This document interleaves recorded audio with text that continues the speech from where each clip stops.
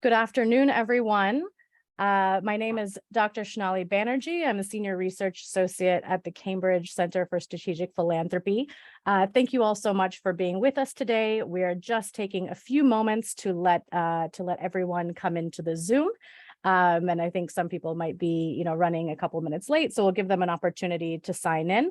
So many of you might already know us as a research center. You might have been to our events before. Some of our virtual events that have been going on over the last year and a half. But for those of you who are new to our space and new to the center, a very, very warm welcome to you. We're so delighted that you could be here with us. We have a fantastic panel today that will be discussing findings from not only findings from our recent CSP report, but also sharing insights broadly about their thoughts on system change and philanthropy for the MENA region. So I think we'll go ahead and get things kicked off now.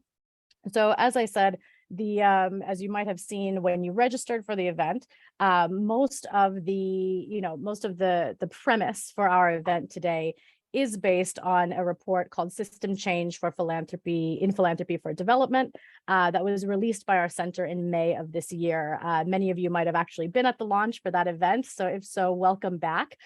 This series of system change events, which we are sort of kicking off today with our friends at the Arab Foundations Forum, is specifically to gain regional insights into what this whole idea of system change and philanthropy for development means, because obviously the idea of system change, it means something very different for African organizations, for Middle East organizations, for Southeast Asian organizations, and we've talked to all three of those core markets. So I'll just pop the link to our report in the chat here, in case anyone has not been able to have a look at that. And before, I'll just do that in one moment. And then I will just wanted to go over very quickly a couple of the key findings before we jump into the panel. So I'll go over the findings. I'll then hand over to my wonderful colleague, Naila Faruqi at the Arab Foundations Forum to talk a little bit about their work, why we've partnered together for this event, some of the very important work that they're doing. And then we'll jump into our fantastic panel. As you know, we have Claire Woodcraft here, who is very near and dear both to the Arab Foundations Forum and to the CSP. She was our inaugural executive director, has extensive knowledge and experience in Gulf philanthropy from her time both at Shell and the Emirates Foundation. We have Abdel Rahman Nagy, who is here with us as well, and he's the Director of Learning and Strategy at the Sawiris Foundation for Social Development, based in Cairo. We also have Dr. Natasha Ridge, who is the Executive Director of the Al-Qasimi Foundation for Policy Research. And last but certainly not least, Mirna Atala, who is the Executive Director of Al-Fanar. So we are very, very lucky to have this esteemed panel with us. And I'm very much looking forward to hearing all of their insights. Before we get there, very, very briefly, I'm going to just go over a couple of the key findings from our report, just in case some of you have not read it yet. So just give me one moment. I'm sharing my screen. So hopefully maybe some of my panel can give me a thumbs up if they can see. Great. So as you know, this is particularly about the MENA region. What are the particular findings in our report from the MENA region? So we have separated them a little bit into the thematic insights, and also perhaps, we are an academic research center. So we are looking at challenges. What can we address? What can we fix? What needs to be evolved? So some of the thematic insights, particularly from, our participants in the Middle East region. And I think many of these insights are things that our panel will be talking about today. So one of the things that came up is that where are we in terms of trust and sustainability in philanthropy in the MENA region? Do we have issues around donor trust in the local partners? Do we have issues the other way around? How are local partners on the ground? How are they interacting with issues around trust with the donors? Be that regional donors, in the Middle East and in North Africa. In a lot of cases, it also has to do with international or global North donors, perhaps coming from North America or Europe, large international funding bodies, et cetera. So how can we implement, kind of a more trust-based philanthropy? We're particularly looking at some case studies at the center around this issue. And looking at what has caused recent degradations in that, kind of in that reciprocal trust relationship. Another big theme that emerged, particularly from our respondents for this study in the Middle East. Are we actually moving beyond grants? I think probably the majority of us here, particularly on the panel, but also many of you listening in, maybe you have also, attended a seminar or attended a webinar, read an article online or in a magazine about, moving beyond grants in philanthropy. But are we actually talking about moving beyond grants, or is this just a, kind of a legacy of the enormous frustration that that has come along with the, with the grant-based system? Do we need to throw out grants altogether, or just kind of evolve how, how this funding is deployed? I know that there are some panelists today who will definitely be talking about what kind of alternatives there are to the grant-based system. Myrna, I'm looking at you for this in particular, but I'm sure others have some thoughts on this as well. Grant-based hurdles are increasingly arduous. Can we abandon them? In our study, we had more than 40 organizations participating, and 86% of global respondents wanted more research on diverse giving vehicles. So that was definitely something, that we absolutely can't ignore, but it's very difficult to actually, get moving on that and implement that. So networks, collaboration, and alignment with the SDGs. This is something that the CSP has been looking into and researching for over 2 years now. We had our first report, particularly focusing on the COVID-19 era and how networks and collaboration were so crucial during that time. But interestingly, in terms of our global, the global findings from the report, there was focus on, on the sustainable development goals in many countries, but a lot of them actually did not come from the MENA region. So I'm curious to hear from the panel today, and particularly from NILA and network organizations like the AFF, about whether or not these large international agendas are actually, how much are they penetrating the way philanthropy is being carried out right now in the MENA region?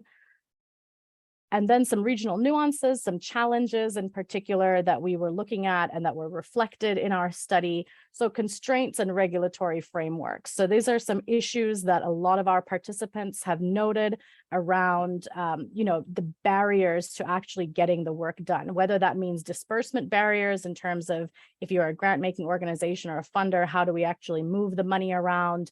How do we deploy it more effectively?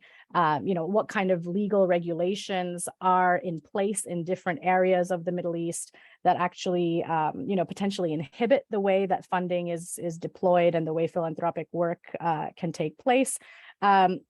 In a lot of cases, if we're still talking about the grants conversation, a lot of places are, a lot of situations cannot evolve past grants because the legal framework makes grants the most, kind of at least the most straightforward path. So that we're interested to see whether or not regulation is actually a hindrance to moving and diversifying to other types of philanthropic models. And then data and experience sharing to evolve philanthropic best practice. I think this is something that we see all over the world, particularly a conversation that is very important in the Middle East region right now. There are a whole host of reasons why perhaps there has been a reticence and aversion to really transparently and accountably sharing what type of philanthropic activities are happening at any given time. So we're very curious at the center about why, about how we can actually break down some of these barriers in a way that is both safe and effective for all the organizations involved. And I think definitely I will let some of my colleagues speak on this because we're, already working on some very interesting new initiatives around how we can tackle these issues. So I'll stop there for now. because I want to give an opportunity for my colleague Naila Faruqi, who leads the Arab Foundations Forum, to introduce the AFF, and also as our co-host, perhaps introduce the interest in having the event today. Thank you so much, Shonali. Hi, everyone. Thank you all so much for joining us, and really a very special thanks to the CSP for agreeing to co-host this very important panel with us, and to allow us this opportunity to take a little bit of a deeper look into the MENA region with the wonderful data and the research that you've done in your report. AFF has been on this mission to kind of spread the gospel of data and to bolster the availability of and the accessibility to data that's from and about the region. So it really makes us very happy to be able to find partners and collaborators who are willing to help us achieve this goal. And in addition to this report that we're going to be discussing today, AFF has really embarked on a concerted mission to increase data and research on the philanthropy and development sectors that it's being produced by the region for the region. So in addition to some of the partnerships that we've developed, we're also producing 3 upcoming data reports that should have outputs by the end of this year and the beginning of next year. And each one of them kind of focuses on a different area. We have a report on enabling environment across 4 countries in the region with a deep dive into Egypt, Jordan, Palestine, and Lebanon. We have a region-wide survey that we'll be launching following this conversation today. And then we also have a more kind of qualitative narrative type of report that we're co-producing with UBS Bank on Gulf and giving in the GCC region. So there's a lot going on, and we're hoping that by next year we should really have kind of contributed to the availability and accessibility of data in the region. And I continue to insist that data, when it's produced locally, really helps us to maintain the authenticity of our narrative. And when we own our narrative and we tell our own stories, then we own the data and the process. And so we have an investment in making sure that we're engaging in conversations around the decolonization of philanthropy, the decolonization of the sector. And this ownership of the data is a key factor of that. So we're very grateful for the collaborations that we're able to engage in. We're very grateful for this amazing panel that will be discussing, aspects of what we're talking about and what I've been saying and what Shonali's been saying in the introduction. And so I'm going to stop here and get us started and ask Shonali to go ahead and kick us off. Thank you. Wonderful. Thank you so much, Naila. And I should mention, actually, in terms of just the housekeeping of the event, we will have a full, hopefully a full 25-30 minutes of open Q&A for our wonderful panel here at the end of the session. So starting at about 2 p.m. UK time. So if you have questions for our panel, and we very much encourage, please be, don't be shy. Please do ask questions. Our panelists are very friendly, a very friendly bunch, and are looking forward to hearing from you. So, one thing that we would ask is that could you please put your questions into the Q&A function of the webinar? So if you, for me, it's at the bottom of my screen. There's a little icon that says Q&A.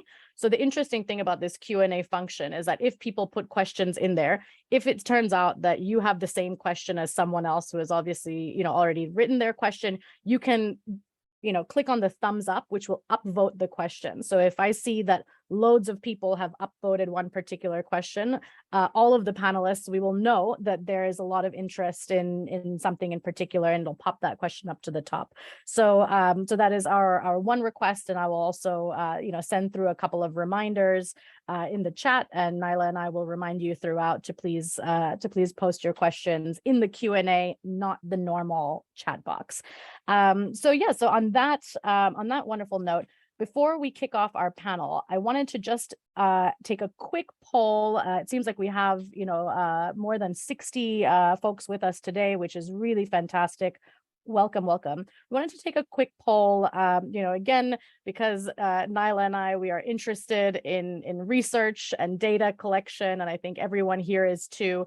So we are very curious about whether or not academic research has impacted the method or delivery and delivery, I should say, of philanthropic deployment across the MENA region. So this is, this doesn't have to be super analytical. This can be your opinion.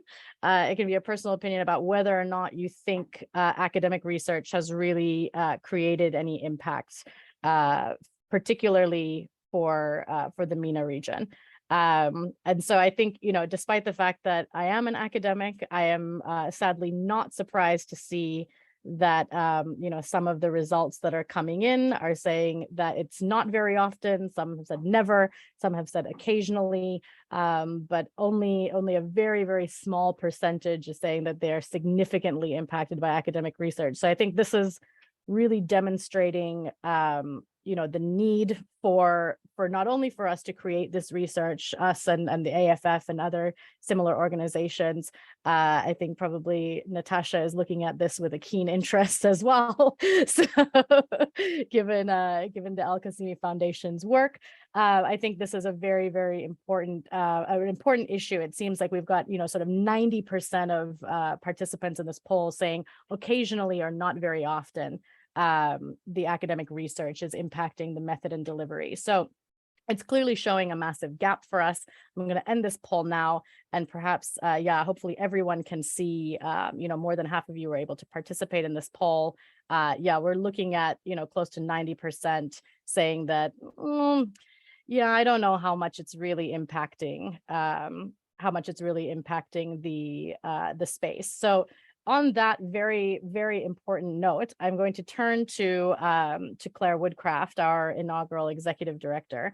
And so one of the questions that I know Claire, one of the major issues Claire, I know, has worked on extensively in her own professional career and also during her time as executive director at the CSP. I'd love to hear from you, Claire, what you think are the most crucial findings for the region in this report, and particularly around this issue of challenges. How are we going to go about addressing the major challenges, be that around regulation and restrictions, constraints, be that around data sharing and, kind of the cultural shifts that we're going to need to see in order to really make that a common practice. So perhaps, Claire, a few minutes for you to give us your top line thoughts on that. Thank you so much, Shonali. Great to be here. Great to be back at the CSP now with my fellow hat on instead of my executive director hat, but it still feels like I'm back home with the family. Equally, it feels I'm home when I see all my lovely friends from the Arab world, which was home to me for several decades. So always delighted to engage in discussions about the Arab world. And I should say, wahshani, mushtaqa. I miss you all. But actually, the CSP will be having another event in the Middle East on the 11th of October. More about that later. So I do hope that we'll actually get to see each other physically in the weeks ahead. So great to see that this work has been accomplished now. And just back to the poll point, Shonali, whilst on the one hand, perhaps it's a little depressing to think that academic research hasn't influenced heavily practitioners in the region, I think that's an excellent endorsement of the need for a center like ours. So the CSP obviously is, essentially first and foremost a research center, and of course the Arab world is one of our core markets, and of course we were born out of the Middle East through the vision of our founder Badr Jafar. So I think it's great that in essence what we're saying is there's still a huge need for more research on the Arab world and making that connection between research and practitioners, and I guess that's why we're all here today. So just drawing a little bit from the research itself, but also from my own personal experience. First of all, I think when we started the center, we were really keen to make sure that we were able to apply our research to practitioners. Hence, this project was about research. And I think that's really important, that we wanted to understand from the Arab world what the Arab world needs, going to Naila's point about local voice and local narrative. So I'm delighted that we have drawn these findings from you, from people working in the region, you saying, what are the challenges? What is it that you need? So I think that's really exciting that now we launch ourselves on our research portfolio with a real alignment with what actually practitioners at the coal face are requesting. in terms of what the findings for this research were, they absolutely resonate certainly with my experience, and particularly on those 3 points that you talked about, Shonali. So the first one, trust, this whole concept of the quest for unrestricted finance. It's something that I think we have all been calling for ad nauseum for decades. I think that voice is growing even louder, and I think we're seeing it. We're seeing it in the Middle East. We're seeing that finally there's a shift away from this idea that we need to have conditionality to actually being able to trust the organizations to whom we donate grant funding or other forms of funding. I know from my experience, Emirates Foundation, through building the relationships with our funders in the private sector, we were able to convince all of our core funders without exceptions to unrestrict their grants to us. But that's a time-consuming process. You need to build understanding and strong working relationships and the rationale. So our clear rationale was like, if you unrestrict funding, we can do more for you. We can create more impact. And I think that really is gaining traction. I don't hear anymore. 10 years ago, I did hear from various entities, of course, you need to make sure that only X amount goes to overheads, don't you? And now I think we've moved away from that, and we accept that overheads are simply institutional capacity, and we need to invest in that as much as possible. So I think that is shifting in the right direction. But the more we have evidence and data to prove that that is the case, that if you unrestrict funding, you get more impact, the more we will get traction in that space. The second point about going beyond grants, I think that is something also that we're seeing traction, which again, 10, 15 years ago, we would not have really been engaging in that discussion. There was an understanding that philanthropy was simply about grant funding. Now that we've moved into kind of the venture philanthropy space with people like MENA and Fanar, her team really driving that argument for the value of venture philanthropy, I think it is much more common now to hear about different financial instruments. Again, at Emirates Foundation, we got to the stage where we were pondering even a social impact bond. I don't think we yet have a social impact bond from the region, but I think these conversations about what kind of instruments we can deploy are becoming much more vociferous, which is great. I think there are still regulatory challenges that we need to address in order to bring different ways of funding to market. But I think we can certainly see the sophistication of the region in terms of how it's pondering new instruments. And that's hopefully something that, again, with our research, we can support the growth of that. And I think that leads to the point, again, about regulation and data. I think, again, we saw, certainly our researcher in COVID found that the idea of collaborating and partnering with governments has become much more mainstream in the last few years, whereas perhaps historically these two sectors didn't explore opportunities to work together, and there was some level of suspicion towards the third sector and the role of the third sector. And I think the severity of the COVID crisis, the absolute necessity for funds coming to market and going to those communities that need them most, has really created opportunities to work more closely together for solidarity, both between philanthropists, but also between the philanthropic sector and government. That sheer need to get resources to people in the most needy communities has meant that we've broken down some of those historical barriers around suspicion and mistrust, and quite simply misunderstanding of what each respective sector was trying to achieve. But again, I think that's an area where we need more research. We need to understand what is the complementarity of public sector funding and philanthropic funding, and how can we do more with less. We know that the public sector funding globally is likely to be restricted in the years ahead with these global economic crises and broader crises such as climate change. But there is clearly an opportunity for philanthropic capital to work very closely with public sector spending, but it needs to have that complementarity, bringing the risk capital to the public sector. And then just finally the bigger underlying point is data. So as Ella was saying, myself, I'm also a big fan of data. I remember 30 years ago, when I was a journalist writing about Middle East economies, it was always a challenge getting data, be it from public, private sector sources. It was really an issue trying to find reliable and consistent and centralized data. So I think this is great that now we're seeing such huge progress in this space with our work at CSP, collaborating with AFF and sector practitioners that we have with us today on this panel. And just to cite my own experience, which I always reminds Natalie of when we worked together at the AFF. It was really when I got very involved with the AFF, the network, that I had this epiphany around how when you do collectively aggregate data, it absolutely unleashes amazing opportunities for working together and not continuing to work in silos. It's when you see the bigger picture by sharing data, by proactively giving that to intermediaries in order to analyze that you see, for example, opportunities like we did at Emirates Foundation to work through the AFF looking at youth programs. As we were working alone, looking at our own programs, it didn't necessarily occur to us that we were working on a common issue that ran across geographies in the region. But once you start to get data aggregated and you get research reports coming to you, you then see that opportunity to work in collaboration with like-minded actors. So I think we can never overlook the value of aggregating that data and sharing, and as Shonali said in the very beginning, just really pushing for much greater transparency, because I think that's really where the magic happens. So let me stop there and hand back to you, Shonali.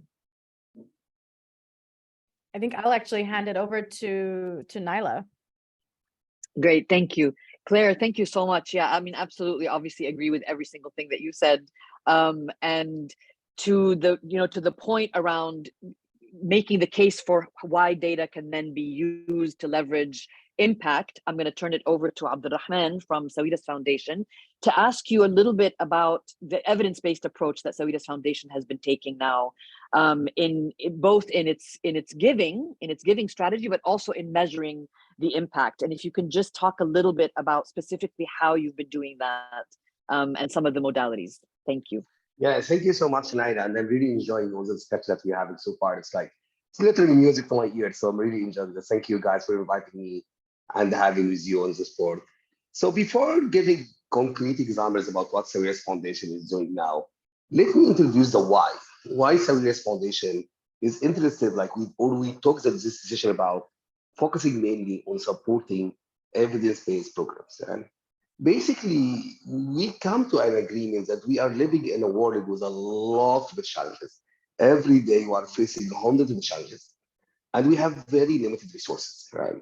And you can imagine that policymakers, philanthropic organizations, donors across the world are in a huge need to take very hard decisions every day. What they should support, what they should not support, which challenges that they should focus on, and why. These are very tough questions.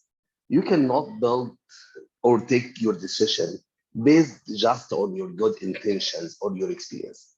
Definitely experience is amazing. We really appreciate, understand the importance of field experience and program experience. But I do also understand and appreciate the good intentions, but it's more than good intentions, right? Good intentions are not enough here. We need something beyond this. We need rigorous evidence that can help us to feel confident on which programs that we can invest in and which programs that we should not invest in. And we came across this amazing report that was developed by Michael Kraber, the economics Nobel laureate, 2019. When we did this evaluation for a very famous program called Development Innovation Venture. And the Development Innovation Venture, basically, it's a huge program under USAID, and it focuses on how we can support the programs are based on scientific evidence. It's an amazing, amazing report. I would encourage everyone to read. But one of the main conclusions from this report is that basically by following this approach, each dollar spent on supporting programs, the return for this $1 was $5. So they were able to maximize the impact by 5 times what they used to do before other programs in development, right? Like if they spent $100 million, the impact or the return was almost $500 million. This is amazing, right? This is a great opportunity for everyone. And that's why it was very easy for us as Sawida's Foundation to say, this is exactly the right approach. We'll be able to take the right decision. We can understand which projects that we should work on and which projects that we should not work on. And this is a great methodology for maximizing our impact. So since January 2021, we decided to focus and support only on funding programs are based on scientific evidence. However, we completely understand that we are living in the MENA region, and the amount of scientific evidence that already exists is not enough, right? So we agreed also to invest in generating scientific evidence. So we allocated 20% of our annual funding for testing new and innovative ideas. And we collaborated with the most talented research center globally. We have collaboration with the Abdulatif Jameel Poverty Action Lab, as well as IFPRI and other research centers, where we can bring very talented researchers, and we encourage them to collaborate with researchers from the MENA region in trying to test the new innovative ideas to understand exactly what is working and what is not working. And we built in our funding methodology a kind of incentive structure where we can basically motivate and award programs that are working by giving them a bigger grant and scale them up on a medium scale, and we retest them again to ensure that the results that we found are still accurate and still valuable. And then if we found for after 2 times that these programs, these questions are really working, we really go to the government, work with them, and encourage them to scale them up on a national level. And this is precisely what we mean by maximizing the impact. And again, it's not. It's a must-do thing. It's not an option to think about building projects just based on good intentions. I can give you 100 examples of projects and programs that they were developed just based on good intentions. And when they measure the impact of these projects, they found between no impact or negative impact. And that's a very high risk, right? So now, even if we think that investing in measuring the impact could be costly, it still is a very good investment. Because in case, if we found good results, this is great. This is a great opportunity for investing more and more.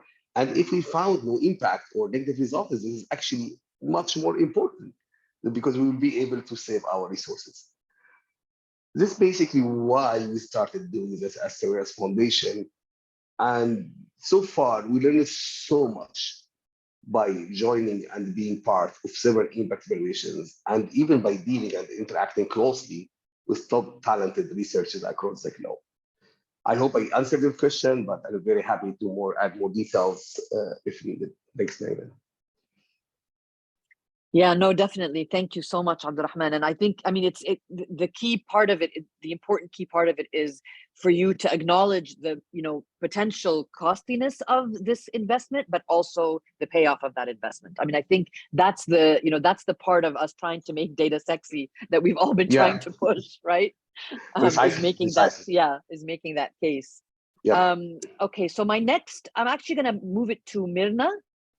To ask you from Al Fanara's perspective to share a little bit on the work that Al Fanara has been doing. And Al Fanara is, if not the first, but one of the first venture philanthropy organizations in the Arab region, from the Arab region, for the Arab region. So if you could talk a little bit about the expansion of your work in the region's use of varied philanthropic models.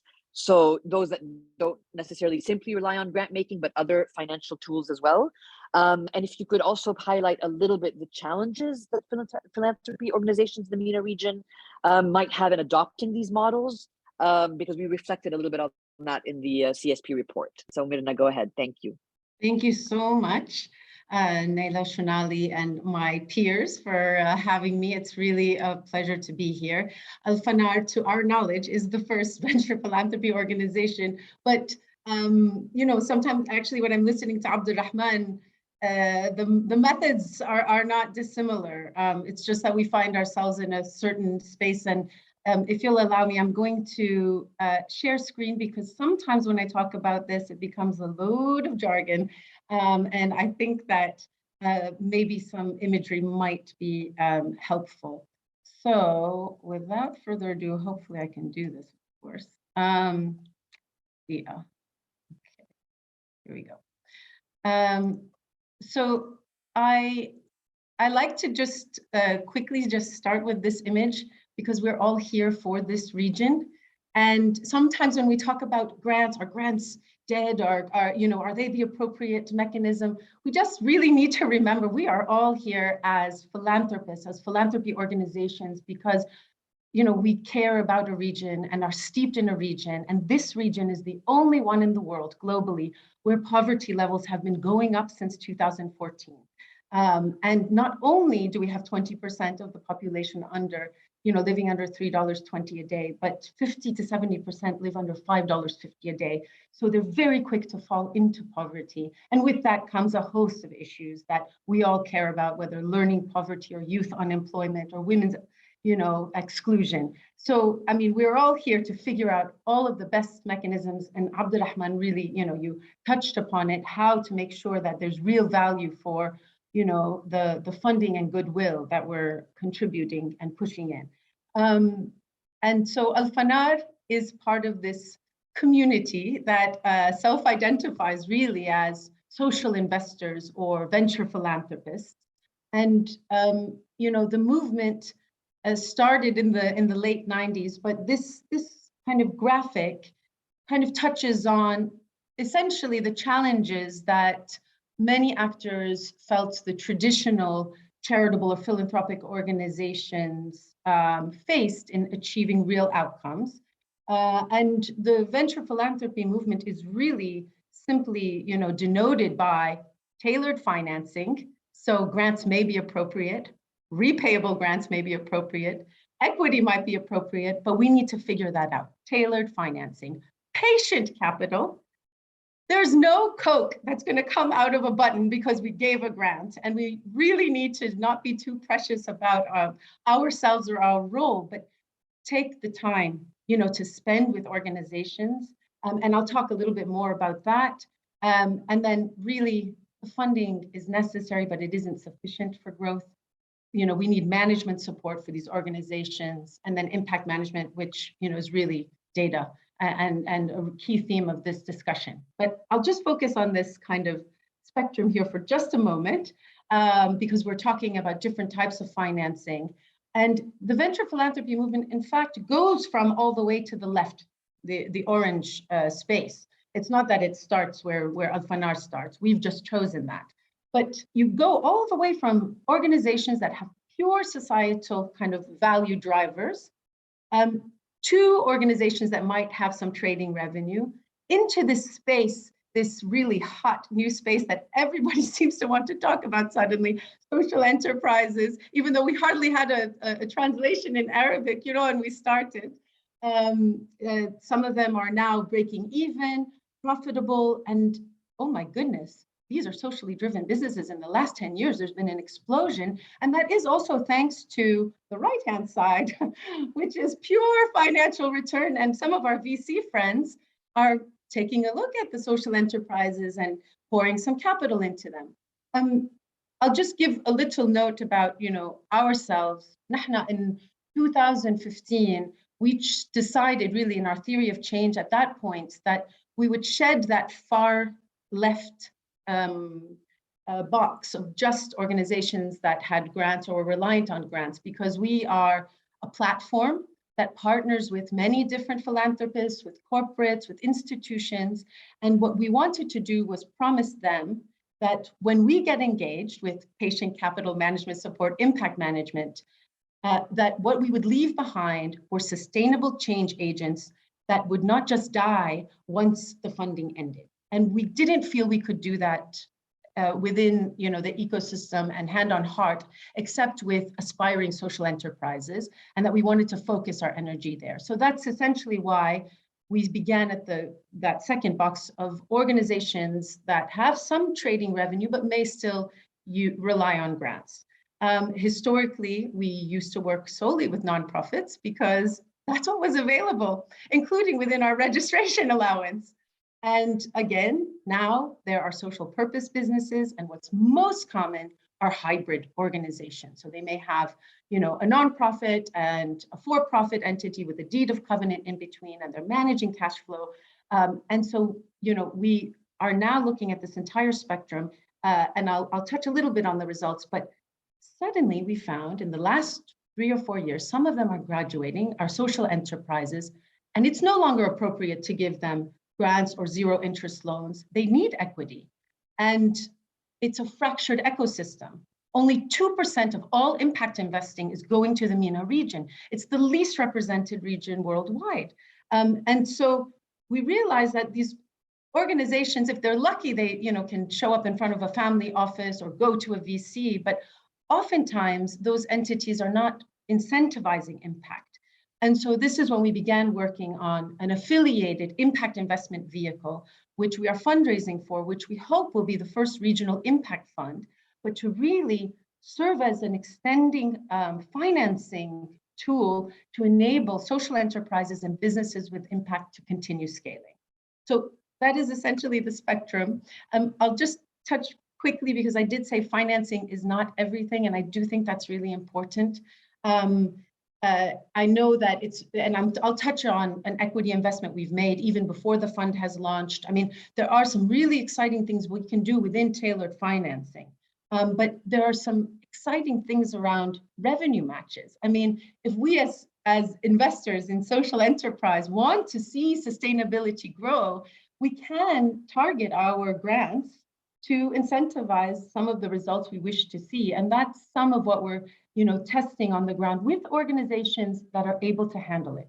And that's what I would just say is important to be on the ground. We have teams in Cairo, teams in Lebanon, in Beirut, team in Amman. We just started in Palestine. And the idea is for every 4 to 5 social enterprises, you have a portfolio manager. It's not dissimilar to kind of a private equity model, because it's all of these suite of management support, mentorship, training, impact management. Abdurrahman, we develop apps for each social enterprise to sort of regulate and monitor how their impact is growing, how their financial sustainability is growing, reduce the transaction costs of reporting to us, and see in business intelligence technology, hey, I'm running a teacher training program in 150 schools.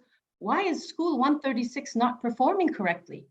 I shouldn't be surprised by that as an investor, but you as a management team have to act quickly. And we need to empower these entrepreneurs and these social enterprises to be able to have that information to hand in order to actually drive impact. I'll just quickly note that this form or this approach, what have we learned is actually we've trained over 175 and funded 48 social enterprises. We only track the funded, of course. We're not going to claim anything of direct impact from the organization that's been trained. But of the 48 social enterprises, because we have these apps, we have every single individual. We're not just sort of relying kind of in the ether, and they have directly impacted over 180,000 lives. But of course, how do you compare an education, employment, et cetera, organization? What we find is this compounded annual growth rate, just to ensure we're moving the portfolio in the right direction, that on average, they're able to impact 40% more lives through this type of engagement and self-generate, this is not grants and donations, through the sale of goods and services, 36% more revenue. On average, they were recovering 65% of costs last year, and nearly over 50% of the portfolio is either growing sustainably or has reached break even since 2015, because that's sort of the point where we made the decision on social enterprise. And the last thing, and I'm going to turn this off, I just love this graph, even if it's a little clunky. But this blue is our grants out as Al-Fanar. And you see, until 2015, Akid, the grants are higher than their self-generated revenue because we weren't making a strategic decision to focus just on social enterprises. And then, amazingly, when you focus and you begin to change also our services, but the types of organizations we're supporting, suddenly by 2021, there's a huge shift. And we're seeing how the majority of what we do remains grants and zero interest loans is suddenly driving significant self-generated revenue into their impact missions and enabling them to sustain themselves into the future.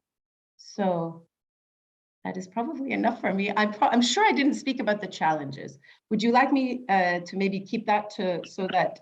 Yeah, we can keep that to perfect. Yeah, and I mean, thank you so much, Mirna. And you're absolutely right. The visuals are definitely very, very helpful in kind of understanding a little bit more about the story that you're telling. And two things that leap out at me just from what you were saying, in addition to all the detail that you're talking about, that's specific to Al-Fanar's programs, is first of all that the Middle East is the least represented region when it comes to those types of investment.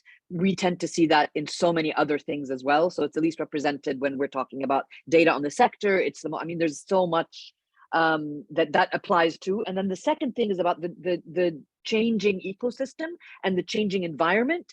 So again, I mean, very much in keeping with our realization, 2021, 2022, which is why we also changed what it means to be a philanthropic actor in terms of the eligibility criteria for AFF's membership, right? It's because we recognize that what the ecosystem looked like 10 years ago, not even 20, is very different than what it looks like today. And I remember specifically being at your event in 2015 or 2016, where you were talking about social enterprise, and you had, I think, 5 representatives of 5 of your programs, none of which had broken even up until that point, and they'd been 5 years into the process. And so today, to hear you say that, you know, you're looking at this kind of shift is I mean, it's the impact in action. We're seeing this kind of data impact measurement in action. So thank you very much for that.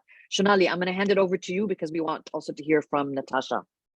Yes, exactly. So thank you all. Thank you, Claire and Mirna and Abdul Rahman. I think this is a fantastic kind of foundation for our discussion today, because primarily, you know, we're talking about all of, you know, directly or indirectly, all of the findings that came out in our report, the need for data sharing, the need to evolve methodologies about, you know, how funding is dispersed, the need to evolve perhaps to more innovative funding models, as Mirna is talking about. So I'm going to come over to Natasha because I think, you know, if we're going back to the crux of the polling question that we asked of the audience around, you know, how do research centers and you know, multilateral networks like AFF, when we're all thinking about generating research, how do we actually bridge that gap from creating research that's, you know, ends up stuck in a file somewhere in someone's inbox to things that actually, you know, make a difference, that actually move the needle both in practice and in policy? And obviously,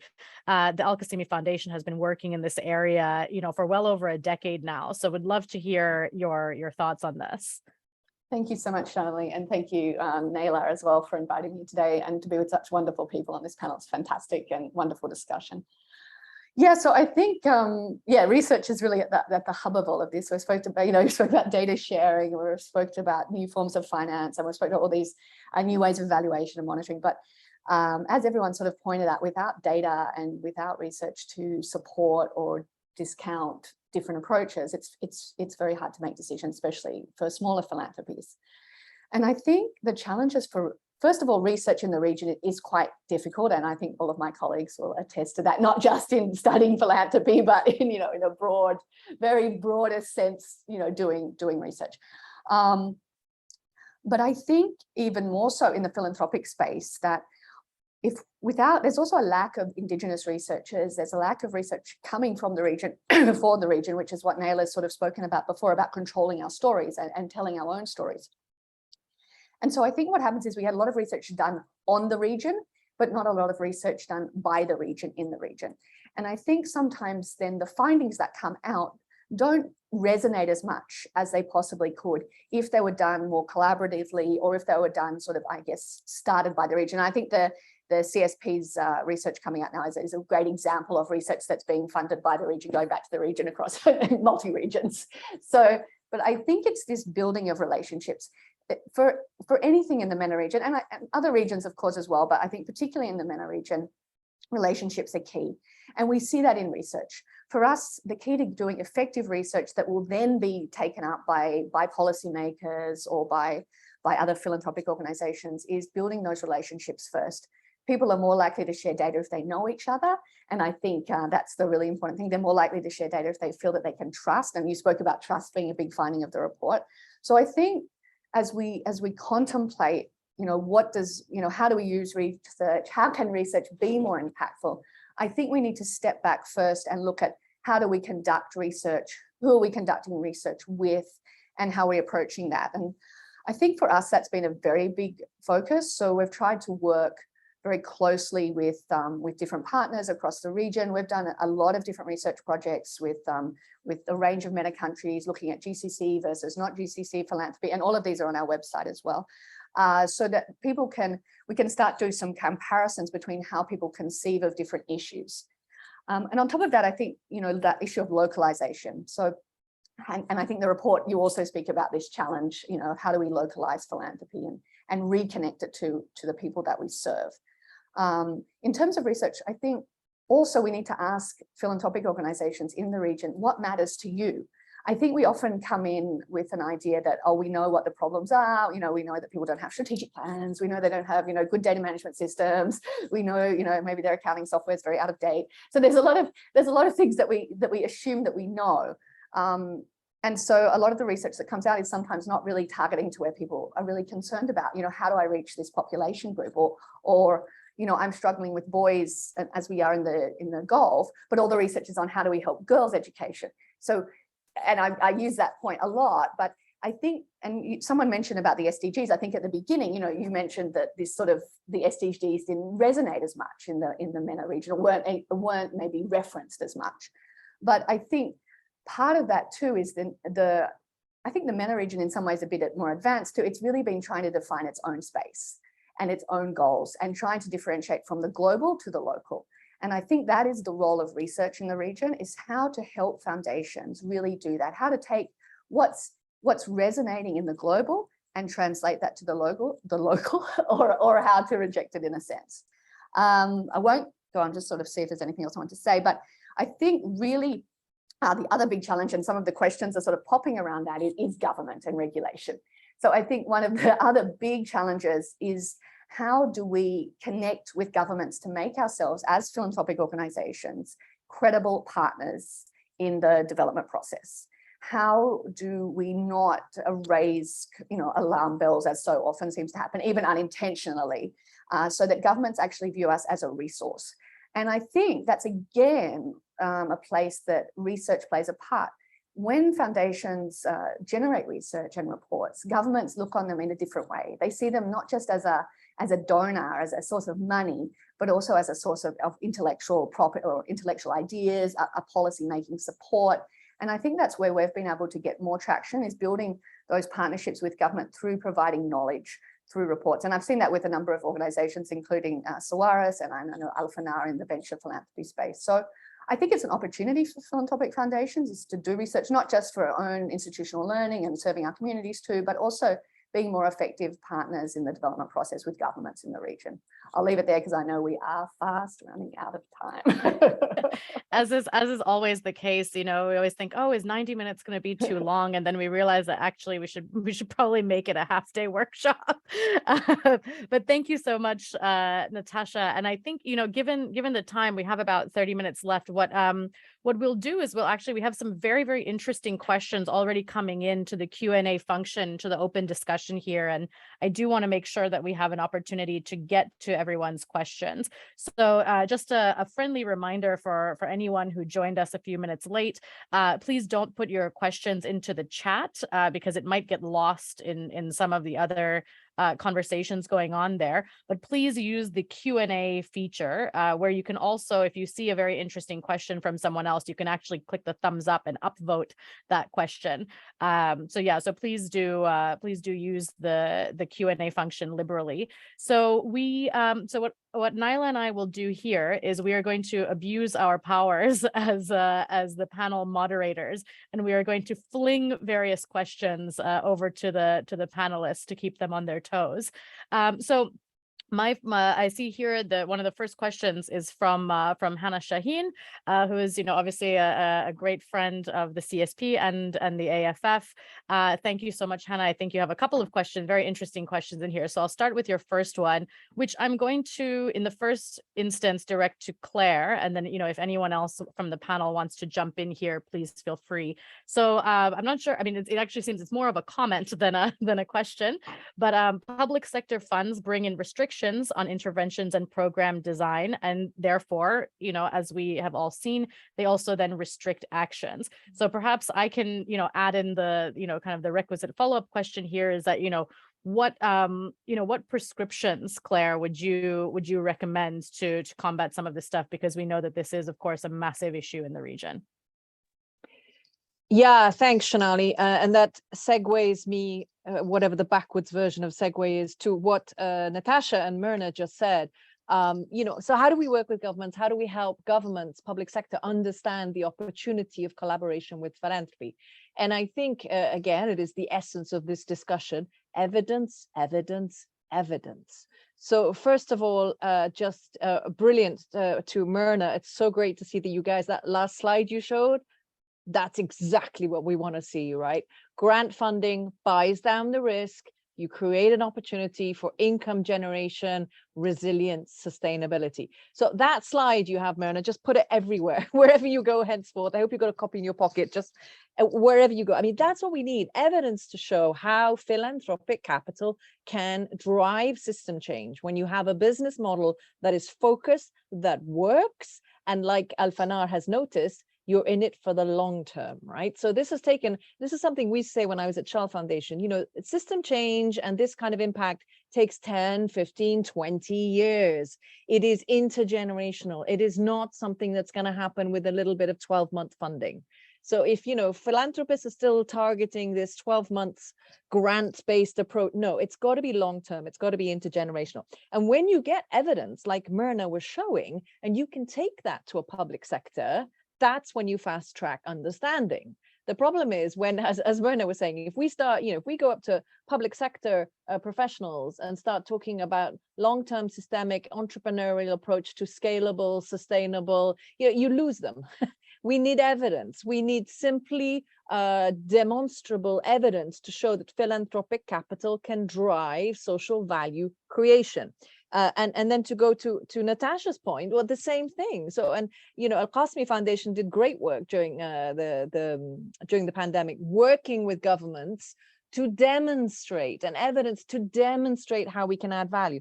And I think governments' aversion to philanthropy historically in the region and most other regions stems from that, not understanding this hugely heterogeneous, complex sector that is not easy for us as practitioners to either articulate or explain. So how would we expect, public sector civil servants to grasp this stuff quickly and to understand how to regulate? So historically, of course, we had this massive over-regulation: just block it, don't let this capital flow anywhere because we don't know what's happening.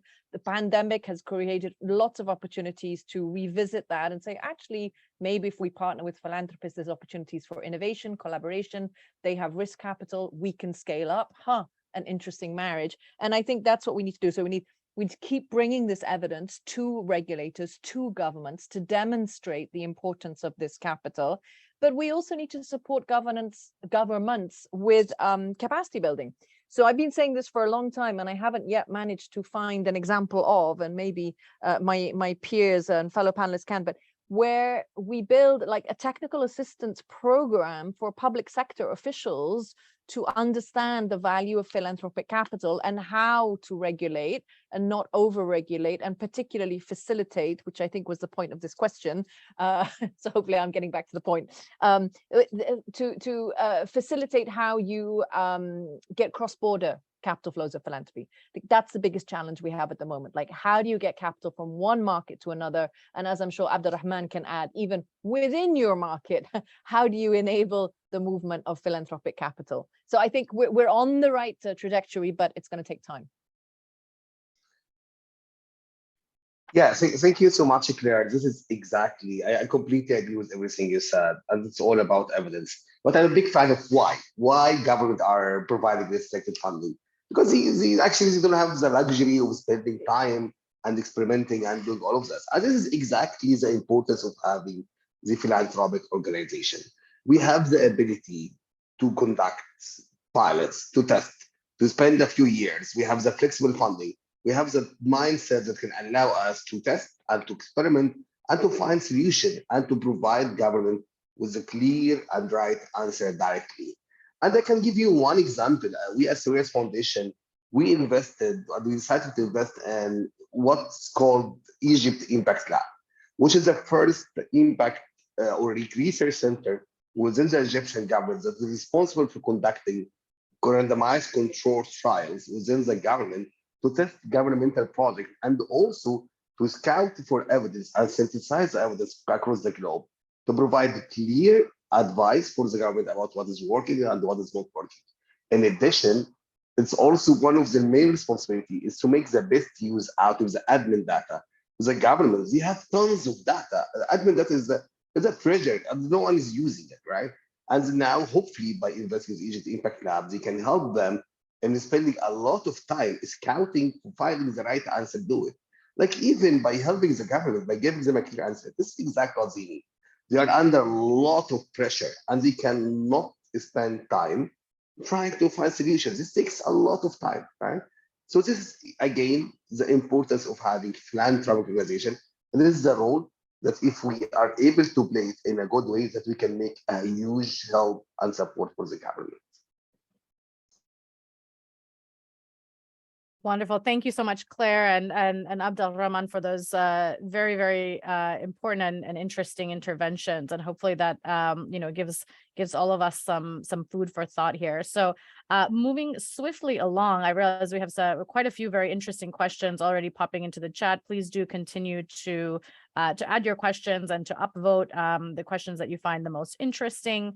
So another question here, particularly around from Zaina Sleiman. What is the current fundraising outlook in the Middle East region, and how is philanthropy shaping up? So I think, maybe we'll come to Natasha perhaps for this one, because obviously we're, given the longevity of the work that the Al Qasimi Foundation has been doing, perhaps you have some thoughts on this, and maybe then we can pass it over to Myrna for some thoughts as well.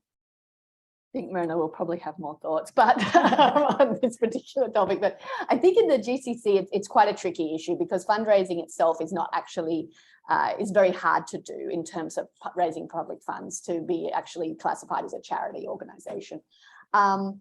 However, there is a great need post-COVID and during COVID for more social welfare programs in which would require more funding for nonprofits and those kinds of entities. But I will say that it's increasingly hard due to government regulations to conduct these kind of activities in the GCC. And I'll throw that to Myrna now because she'll be able to speak from the broader region, but GCC, it's quite tricky. Thank you. I think, speaking from, our experience, which is really quite specifically focused on, sustainable impact or social enterprise focused fundraising, I would say there's undoubtedly been a shift. There's certainly increase in interest and I think just more savvy questions being launched, asked, etc. Of us. There are new players moving into the space. I think, in terms of the MENA region, we're beginning to attract probably more international aid, interest, and focus on social enterprise. And that is a double-edged sword because oftentimes those are not the horizons that are actually required to kind of see the sustainable results needed. And so it's important to make sure that there are really strong platforms, kind of like Al-Fanar, that may be able to field that funding, but then make sure that it continues and other players are in it for the long haul, because sometimes those types of entities are in or out, or are taken up by Ukraine, and then suddenly their interest shifts. So, I think it's important to note that while it's exciting to see this interest, that we still have an obligation as philanthropists and philanthropy organizations in the region to stay focused on the big picture and the long term. I think, again, it really is a running theme. We were talking about sharing data, but I think there is room to grow sort of collaborative philanthropy and pooled funds a little bit more, such that we're actually leveraging what some of us have started and then, leaning on one another to carry things forward. I think that's still a challenge, and it's still not so common for us to do. And it's been done pretty successfully in India. So there are some really fabulous models where instead of talking about individual, like we have often spoken about individual social enterprises, actually, organizations, high net worth, some corporates might pool their funds and see some serious results over 3 to 5 years, in a specific sector throughout the region, whether it's, women's economic empowerment, clearly a great need for us, and not nearly enough represented globally in philanthropy, not to mention the region. So I think there's some promising movements, and there's undoubtedly interest in impact investing. And it's a question of supply and demand, and sort of making sure that this risk capital, thank you, Claire, for reminding me of what we really should call grants. This risk capital, which is also chunky. It's not just the incubator accelerator 10, 20, and then these poor guys are running around raising 10s and 20s all over the place. It's hundreds, thousands over some period of time, holding them accountable, helping them, sort of ensuring that builds up scaled up organizations to accept that impact investment. So there is certainly interest, I think, in the GCC, because a lot of the international impact investors come to the region and invest it out. So I think there's some, acclamation to the idea, and we also need to work very hard to make sure there's enough deal flow to match that interest so that it can be directed effectively in the region. Yeah, thank you so much, Mirna. And actually, so there are two questions that kind of build on each other, and then also build on what you've all been saying in this latest kind of question. So I'm going to ask both of them, and maybe try to ask them together and see if we can distribute the question to the right person or people. So we have a question here about, so Janan Farhat says, it's great to see that so many community organizations are successfully generating revenue. But how can philanthropists be smart about judging where to incentivize financial independence, right? And then when an organization might simply need a grant or a donation because a revenue generating arm is not necessarily right for them. So that's one, I think, very, very key question. And it kind of builds a little bit on the various, I think there's 2 or 3 questions about what are the challenges that face a social enterprise as a model. I mean, this is actually a very key question for me as well, because I've always had this question about it, if all of a sudden all philanthropy programs start shifting towards social enterprise, what happens to the more traditional? So maybe if I could just throw it first, I'll ask Mirna if you can just pick up on that, and then Abdulrahman also, if you can have a little bit of an insight into that as well, that would be very helpful. And then of course anybody else on the panel. Mirna, go ahead. These questions are amazing, honestly. They're really are. Really fantastic. I really love this question because, social enterprise is not the solution to every problem. There are certainly areas of socioeconomic and, health development needs where, a revenue generation isn't necessarily a natural fit. That said, there are markets everywhere, from refugee camps to slum areas in Egypt to, marginalized villages. And so I think, determining what the right fit is requires a strong enough kind of team to work with the organizations to help them on the journey. Because oftentimes what we found is, business planning is a magical time. And, you may have an idea that has, generated a little bit of revenue, but when you begin to really go through the process of assessing the capacities of the team, and I love the point, Natasha, of really allowing them to identify what, their weaknesses are and what they need to move things forward. We have had enterprises that came back and gave back the money. They just said, we actually aren't a social enterprise, and would you join our board to help us? Because we really appreciate the technical assistance and the management support. So, we love it when organizations are honest and they're not just contorting themselves to get a check, but, really kind of coming to terms with what their sort of essence is. I do think that there are some, some key indicators that you can use, if you're moving into the venture philanthropy space, or, if you're interested in kind of an Al-Fanar model or partnership, we're tracking on a quarterly basis growth in impact, whatever those indicators are, as agreed in the business plan, and growth in financial, self-generated revenue, and improvements in operational efficiency, because they're positively correlated with the latter two. And we're troubleshooting alongside, and then oftentimes scrapping strategies that don't make sense and doubling down on the strategies that seem to be driving impact and driving the financial sustainability. So it's a very dynamic process. And I mean, of course, I've told you the success stories.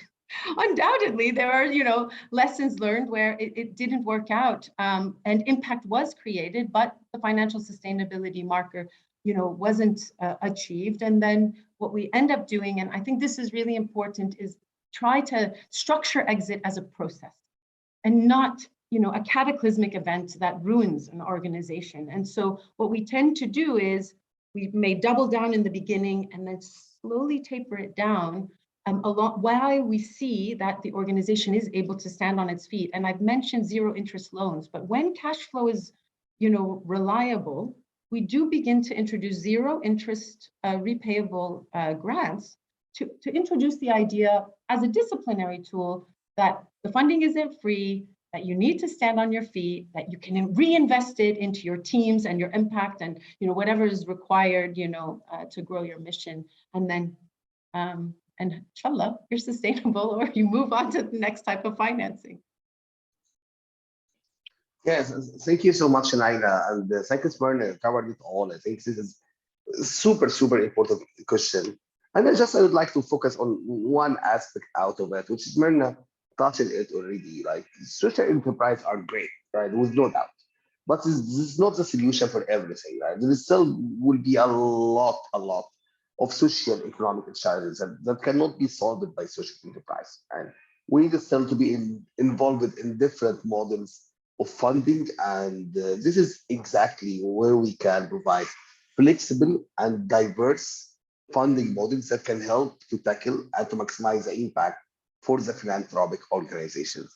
And again, one big challenge that you can think about for social enterprise is like how you can keep the social part exist after a long time, right? Usually, a lot of social enterprises started by both, by the social dimension as well as the financial dimension. But after time, some of them, they start to focus more on the financial dimension and they care less about the social dimension, right? And this is one of the biggest issues you need to think about. In addition, also, finding successful social enterprise is not easy. I'm very, very happy and I'm very excited about what everything the Fanard is doing. But honestly, this is not easy. And I'm sure Myrna can add more about that. Like, basically, finding one successful social enterprise is basically, you can find 10 is not working until you find one is really working, or even more. I don't know. Myrna can give us more statistics about that. But it's not easy, as it takes a lot of time, a lot of efforts, and sustaining the social dimension out of it is not easy at all. This is also something we should keep our eye on. And so, very excited about the model from Fanard. But again, as Myrna said, we need to have diverse type of funding that can cover and tackle different issues. Yeah. Thank you both very much. Shonali, go ahead. Thanks so much. Yes, and thank you, Myrna, and thank you, Abdulrahman. I think probably I saw, everyone on the panel nodding along there, and I'm sure a lot of you participants are also nodding along, because I think that is, certainly the reflections just now about the role that these new models can and should play in the philanthropic ecosystem is something that we, since day one of the CSP, we have been grappling with, because I think it's this question of, you have these more traditional philanthropic models, how those themselves, the system change needs to happen there, but is the system change to simply shift over to new funding, new funding instruments, new financial instruments, technological instruments, because as Abdulrahman says, this is not easy, right? This is not an easy transition. And for a lot of folks, it might not even be the correct transition. do we have the capacity to experiment? Do we have the capacity to run a pilot program just to see if this is actually a good idea, if, you know, if we can get it off the ground? And I think this is, you know, something that's reflected in our report, as Claire mentioned, you know, early on. It was always, you know, a bit of a funny thing that we were doing. We were doing research about research, right? We were doing research about research interests, but it turns out that almost 90% of our respondents in all three of the core markets, in the MENA region, in Africa, and in Southeast Asia, they said that they, you know, they would like to see more research on these new instruments, these new financial models, new technological models. But then when I would ask a follow-up question in the focus groups about, okay, well, you know, what does impact investing actually mean? How have you been seeing it on the ground? I mean, we would get crickets, right? We wouldn't get a lot of, you know, responses. And so what really it was revealing is that it actually might be more symptomatic of, you know, revealing that there is a frustration with the status quo, rather than a really concrete literacy and understanding of how these new financial instruments, you know, and new philanthropic models are working. And so maybe, you know, that's something for all of us, both on the practitioner side and those of us on the research side, to think about, is that, you know, there is a huge desire and an appetite for a lot of this, you know, a lot of this information and a lot of these new practices. But what is that indicative of? Where does it make the most sense? So I think that's just a small intervention from our side, just from the things that we've been hearing. There are several other very, very interesting questions here. I'm conscious that Janan has actually asked a direct question for Natasha. So I'm going to kick this one over to you, Natasha. Janan says, you spoke quite a bit about the lack of indigenous research that is conducted by and for the MENA region. That's an excellent point. In your opinion, how can foundations play a role in stimulating local research to drive system change in the region? This is a fantastic question, and I will leave it to you to respond, Natasha. Thank you. And I'm going to combine that with Natasha Matic's great question too, yes, about and another great yes. great question. Yes. I think I can tick off the two together. Yeah, so I think the key really is collaboration. So part of doing research is also building up the next generation. You know, we talk a lot about youth in the region as the youth bulge goes through, and as you know, the youth are getting a bit older, but still we still have a large youth population. And I think key to this and to helping research from the region is developing more collaborations whereby we do training for local youth, where we work together with other foundations to do that. And a lot of Claire's work was on building youth capacity in her time at Emirates Foundation. And I think that's something that is really critical, is looking at the next generation now. And I know there's a lot of work around that in multiple areas, but how do we bring them into the picture? How do we bring them into our foundations? How do we have programs for them that work with universities, which goes back to those other very important collaborations too, that we bring in academia, philanthropy, government, but then, and through that, having these programs to help young academics and young researchers to really come to grips with that. And I think, and just making them part of the process, having interns. And some of the work we've been doing in the foundation is around, we have the Gulf Comparative Education Society, which again supports up and coming scholars in the region. And we have a lot of, you know, local meetings, local gatherings. And then I think I just really being connected to universities. I think that's another big opportunity for foundations, and something that's also speaks to what Natasha's saying around this idea of collaborations of not just donors perhaps also, but bringing in academia and government. So. Wonderful. I think maybe perhaps Naila herself would like to make a small intervention here. Very small, very quick. Yeah. Just to say, I mean, you know, I love that question, because it's something that I was grappling with for a long time at AFF, and as we were looking to, you know, hopefully partner up with research scientists and data scientists who actually know what they're doing to produce locally driven data, is that it was something as simple as, and got a lot of pushback for this, but it was something as simple as refusing to collaborate on data projects that were coming from the outside, that weren't allowing us any sense of autonomy or ownership over the data that we were sharing. So it's really something as simple as, I mean, for the last 8 years, I would say, we've probably been invited to participate. And really by participate, it just means give all the information and then get none of the credit. which I just found like, over time, it just became ridiculous. Like, how many times can we get called, and our expertise and our network, and giving away network information and giving away all this information that is, that is nurtured through trust-based relationships and over time, and, and then finding these very big consulting firms that are trying to break into the sector, calling on a regular basis, can I pick your brain for 4 hours? And then I give all this information away, and then I don't even have access to it, and I can't do anything with it. And it gets, analyzed by someone who's not from the region, who doesn't understand the nuance, all of that stuff. So it was also saying, I mean, from AFF's perspective, the data that we're working on, these next 3 projects, and the consulting data that we've been commissioned to do, is all being done by Arabs. All of it is, and it's something we insisted on.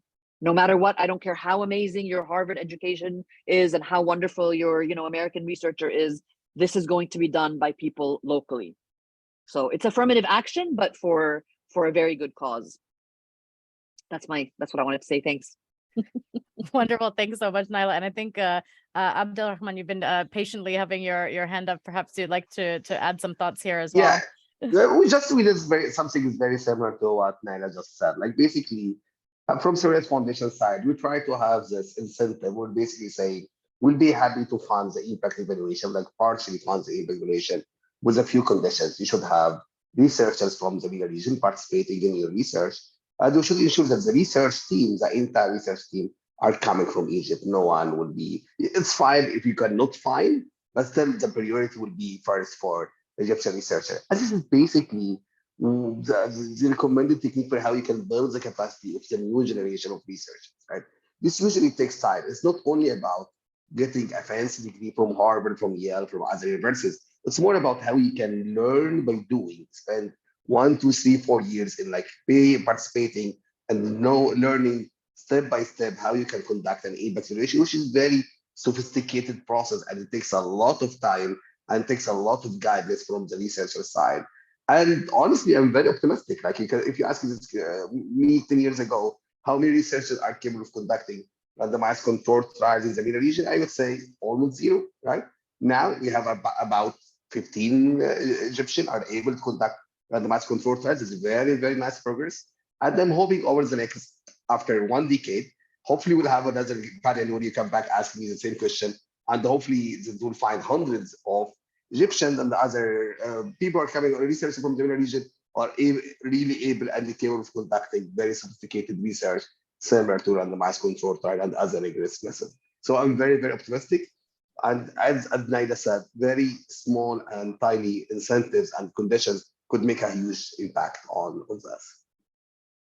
Fantastic. Thank you so much. And I realize we have about 5 minutes left, so I'll try to plow through as many of the very interesting remaining questions as we can. So Afnan Koshak has asked a very important question, particularly for those of us on the research side of things, is that did we reach a theory or initial understanding of the role of the philanthropic sector compared to government and private sectors in the Arab region? And I mean, really, this can be asked of the philanthropic sector in any region, as as it relates to the public and private sectors, but particularly at the CSP, I know this is something we have looked at in our research, in our case studies, in our teaching. So perhaps Claire, maybe if you wanted to share some thoughts here about, where does the philanthropic sector fit? Where do we fit in all of this, all these little puzzle pieces that are trying constantly to interlock with each other? Yeah, thanks, Shonali. I'll try to be super quick because I know we're running out of time, but I think that question is particularly challenging, for example, in the Gulf, where you have various ostensibly third sector organizations or foundations that actually were seed funded by government funding. So the lines get very blurry. And I think this is both a challenge and an opportunity. It's a challenge because then when you're regulating, you start to say, well, actually, is this an independent entity? Is it semi-government? Is it a quango? What exactly is this entity? And that's something we need to work on to get more clarity. But it's also an opportunity because you're bringing more capital to market. But I would say at this stage, when you have this kind of nuanced situation, we need to go back to basics. So what is philanthropy? Philanthropy is private capital for public good. So technically, a foundation should not be funded by public sector funding because public sector funding should be funding public sector activities. What philanthropy should be doing, private sector capital for public good, is complementing public sector spending. And how does it do that? It does that by carrying massive risk appetite. Philanthropic capital is not asking for very high levels, if any, financial returns. Philanthropic capital wants to create system change and social value, not commercial value. So philanthropic capital is there to take risk and innovate where governments won't, and private sector entities can't. Governments because it's not their job, and private sector because their shareholders don't have that kind of risk appetite. That's where philanthropic capital most adds value. Innovation in social progress, socioeconomic development. That's where we should be massively innovative, but also collaborative. So where philanthropic capital can find solutions that work, that are scalable and sustainable, then they can work with governments to scale them up and or the private sector. But that's what philanthropy is about, driving innovation to find solutions to entrench socioeconomic problems. And that's where we best add value. And from there, that's where you start to get the, you know, the social enterprise evolution. But maybe we'll save that for another day. Yes, I think, Claire, you've just pitched our next panel, our next panel for us. So just to just come to the last couple of questions, I see that Louise has asked a very interesting question, which actually I believe is from her colleague Mario. So thank you, Louise and Mario. So a very important question, and one that is kind of almost on an existential level when we're talking about, you know, localization and tackling root causes of social challenges, of economic challenges, etc. But also, you know, needing to leave space to allow for reactive programming that alleviates suffering. I think the example that Louise and Mario have given here is around, you know, people drowning in the Mediterranean. You know, of course, this is as a result of long-standing and deeply rooted systemic issues in various countries, but is also just a very clear and present problem. So I think this is an interesting, very interesting question, and something perhaps to think about in the context of, you know, when we're, you know, thinking about the sustainable development goals, advising, you know, many of us are in advisory capacities, or at least, you know, in research capacities, when we're talking about, oh, we have to tackle, you know, structural problems, we have to tackle systemic problems, but, you know, the symptoms of those structural problems are still there. So perhaps, I'm not sure, Mirna, did you want to perhaps have a few final thoughts on this, and then maybe Natasha as well, just to, you know, obviously this is not a question that has a perfect solution as an answer, but it's one that warrants, you know, some thought at least. 100%, and I'm glad that it's a real question, you know, and this is what reality is, and I think COVID, you know, was very clearly, you know, a big phase, a huge emergency that we all had to grapple with, including as venture philanthropists, to support organizations to sustain themselves, to adapt to online learning so that children, you know, weren't completely left out. I mean, obviously, we're not equating this to drownings, but we faced this in Lebanon. I mean, at the Beirut blast, you know, we are operating in Lebanon, and you know, we could have said, oh, no, this is humanitarian, we're just not going to be involved. But actually, and this, maybe I'm contradicting myself a little bit, but we had been invested in Lebanon, and we had backed social enterprises that worked in food, that worked in employing, you know, ex-fighters and marginalized youth in construction.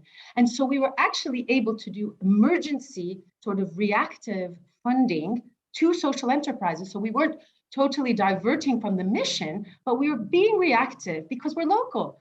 We're there, we understand, we're not going to turn our back, and help the organizations, the social enterprises, of course, in the portfolio, you know, whose buildings had, you know, fallen on their heads, and, you know, who wanted to continue, you know, operating. And within that, we didn't just look at, wow, we rebuilt 67 small businesses and 3 schools. That created 110 jobs for youth. And, you know, there was at least a sustenance period for those social enterprises, you know, in a time when, you know, the market wasn't operating and frankly doesn't continue to operate so naturally, you know, in Lebanon. So I think, you know, it's a really important point that we also need to be cognizant of what's on the ground. And when we're really embedded, actually, there are brilliant organizations, especially if we've been funding them for a long time, who are able to respond. And so I'll just stop there. Thank you so much. And I realize that we are very, very tragically, we are out of time now. We have really, that hour and a half has flown by. So I just wanted to say an enormous thank you for anyone who has attended today. I hope that that this has been interesting for you. It has certainly been an interesting discussion for all of us and quite an important one. I want to say a massive thank you to the AFF, our brilliant co-hosts for this, for not only co-hosting this event, but also particularly for participating in this research and encouraging you know, the active culture change around research and data sharing in the region. I think we will all benefit enormously from that. So let's keep doing this. And most of all, thank you to the brilliant panel of experts that we have today, you know, who are doing fantastic work in the region. So Mirna, Natasha, Claire, Abdelrahman, thank you so much for being here with us. I hope everyone found you know, found this interesting, and you know, please do stay in touch with us. Do stay in touch with AFF. There's a lot more that's going on in the very near future, and we hope that that everyone will continue to be an active participant. So thank you all again, and have a wonderful rest of your afternoon. Cheers. Thank you, everyone. Thank you, Shonali. Thank you, everyone. Bye. Thank you. Thank you all. Bye.